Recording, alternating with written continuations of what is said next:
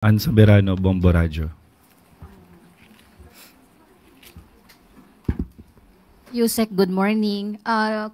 Tugon lang po ng Malacanang regarding po sa sinasabi ni Saldico kasi nakasulat, ito po ay galing sa kanyang sulat para kay Pangulong Marcos. Sinabi kasi ni Saldico na si dating Senate President Escudero po ang nag-utos na magtapyas ng pondo sa ilang government agencies sa 2025 budget. At sinabi niya, hindi po daw ang Kamara ang nagtapyas, kundi po ang Senado. Ano po ang masasabi dito? May effort na rin po ba na investigahan po ito?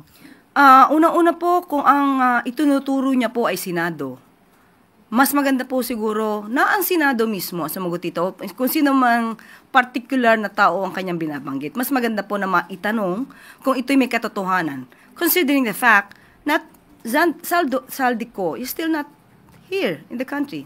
He's not ready to face the Filipino people here in the country. So parang mahirap din naman pong tugunan ito. Basta-basta. Hindi natin alam kung anong katotohanan dito. Pero kung sino man po yung nabanggit niya na concerned officer from the Senate, mas magandang siya po ang sumagot kung ito po ay may katotohanan. Pero sulat po kasi niya ito, ma'am, kay Pangulong Marcos.